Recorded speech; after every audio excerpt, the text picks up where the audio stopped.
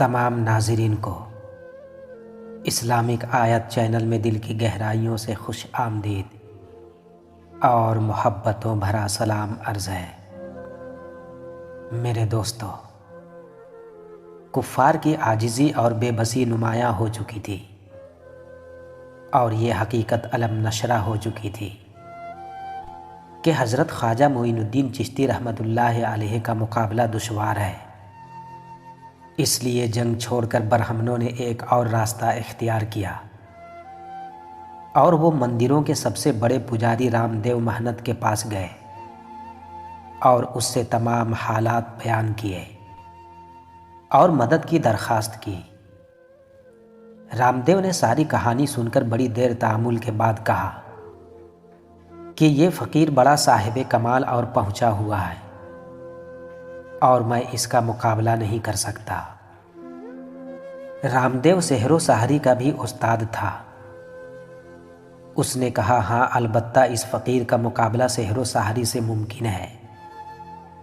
چنانچہ رام دیو نے تمام پجاریوں کو سحر کے منتر تعلیم کیے اور انہیں بتلایا کہ ان منتروں کے سامنے یہ فقیر نہیں ٹھہر سکے گا۔ سحر و سحری کی تعلیم کے بعد رام دیو اپنے شاگردوں کے ہمراہ انا ساگر کے کنارے آیا۔ رام دیو سب سے آگے تھا اور اس کے پیچھے تمام پجاری اور شاگرد تھے۔ جس وقت رام دیو اور اس کے شاگردوں نے افسوں پڑھنا شروع کیا تو کسی خادم نے حضرت خواجہ معین الدین چشتی رحمۃ اللہ علیہ کو اس صورتحال سے آگاہ کیا تو حضرت خواجہ معین الدین چشتی رحمۃ اللہ علیہ نے ارشاد فرمایا کہ سحر کارگر نہیں ہوگا، یہ دیو راہ راست پر آ جائے گا۔ یہ فرما کر حضرت خواجہ معین الدین چشتی رحمۃ اللہ علیہ نماز میں مشغول ہو گئے۔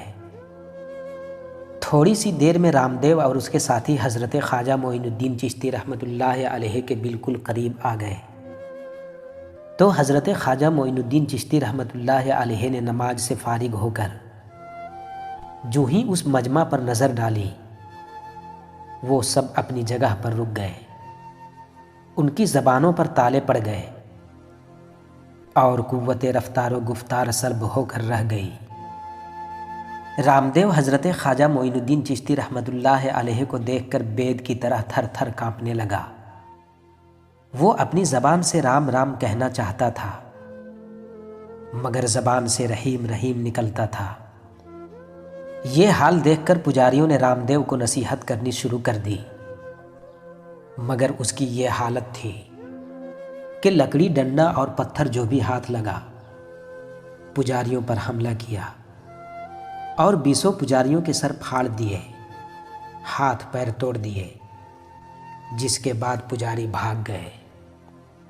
میرے دوستو، حضرت خواجہ معین الدین چشتی رحمۃ اللہ علیہ نے ایک خادم کے ہاتھ پیالہ پانی سے بھرا رام دیو کے پاس بھیجا۔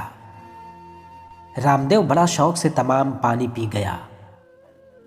رام دیو کو پانی پینا تھا کہ اس کے دل سے کفر کی ظلمت ختم ہو گئی اور وہ حضرت خواجہ معین الدین چشتی رحمۃ اللہ علیہ کے قدموں میں گر پڑا، توبہ کی اور مسلمان ہو گیا۔ رام دیو کے مسلمان ہونے سے حضرت خواجہ معین الدین چشتی رحمۃ اللہ علیہ بہت خوش ہوئے اور اس کا نام شادی دیو رکھا۔